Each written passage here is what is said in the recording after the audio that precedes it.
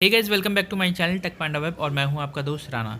दोस्तों, अगर आपने ट्रेन में टिकट बुक करवाई है और वो वेटिंग लिस्ट में है तो सबसे बड़ी चिंता रहती है कि आपकी टिकट कंफर्म होगी या नहीं होगी और इस चीज़ को कैसे आप पता कर सकते हैं। तो आज के वीडियो में मैं आपको एक तरीका बताऊंगा जिससे आप पता कर पाएंगे कि आपकी टिकट कंफर्म होगी या नहीं होगी। तो अगर वीडियो हेल्पफुल लगेगी तो प्लीज़ वीडियो को लाइक कीजिएगा और चैनल को सब्सक्राइब कर लीजिएगा। तो दोस्तों, जब कभी आप टिकट बुक करते हैं और वो वेटिंग लिस्ट में रहती है तो आपके टिकट पे एक नंबर दिया जाता है जिससे पता चलता है कि आपका वेटिंग लिस्ट कितना है। साथ में एक कोड भी लिखा होता है जैसे कि GNWL PQWL RLWL। इन सब से आप पता कर सकते हैं कि आपकी टिकट कंफर्म होगी या नहीं होगी। तो सबसे पहले किसके चांसेस होते हैं कंफर्म होने के? तो सबसे ज़्यादा चांसेस होते हैं वो है GNWL, जनरल वेटिंग लिस्ट वालों की। ये टिकट सबसे ज़्यादा चांसेस होते हैं कि आपकी टिकट कंफर्म हो जाएगी। अगर आपने वेटिंग लिस्ट ले रखा है 20, 25, 30 भी वेटिंग लिस्ट है तो इसके चांसेस होते हैं कि चार्ट बनने के बाद ये कंफर्म हो जाता है। दोस्तों, ये कोड उन लोगों को दी जाती है जिनकी जर्नी सोर्स टू डेस्टिनेशन तक होती है, तो इनके चांसेस काफ़ी ज़्यादा होते हैं कि अगर आपने जनरल वेटिंग लिस्ट की टिकट ले रखी है वेटिंग में तो आपका चांसेस है कि आपकी टिकट कंफर्म हो जाएगी। अगर वेटिंग लिस्ट 20 भी है, 25 भी है, 30 भी है तब भी काफ़ी ज़्यादा चांसेस होते हैं।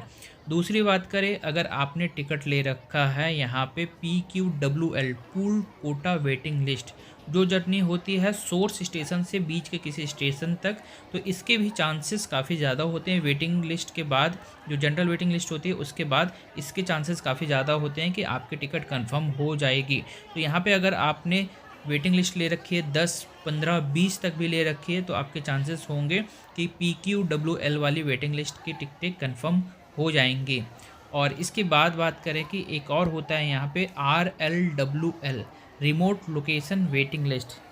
तो रिमोट लोकेशन वेटिंग लिस्ट उन लोगों को दी जाती है जो बीच के किसी रिमोट लोकेशन से अपनी जर्नी स्टार्ट करते हैं और डेस्टिनेशन से पहले ही अपनी जर्नी को ख़त्म कर देते हैं।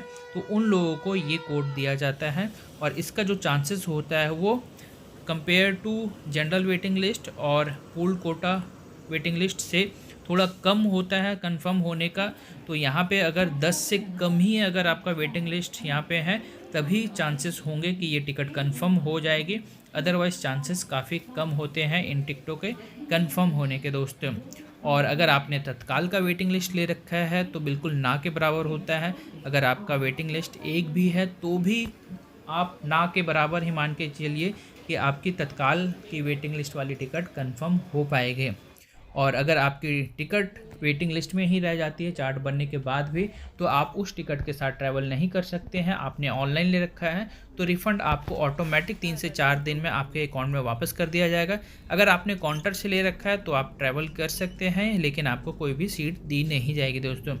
तो ये कोड है कुछ जिसके थ्रू आप पता कर सकते हैं कि आपकी वेटिंग टिकट कंफर्म होने के चांसेस कितने हैं, हो पाएगी या नहीं हो पाएगी। जैसे कि general waiting list, pool quota waiting list और रिमोट लोकेशन वेटिंग लिस्ट। तो दोस्तों, अगर ये वीडियो आपको हेल्पफुल लगी तो प्लीज़ वीडियो को लाइक कीजिए, चैनल को सब्सक्राइब कर लीजिए। अगर आपकी कोई क्वेरी है तो आप मुझे कमेंट बॉक्स में कमेंट करके पूछ सकते हैं। आज की वीडियो के लिए बस इतना ही, मिलते हैं एक और नए वीडियो के साथ। तब तक के लिए take care, bye bye, thanks for watching.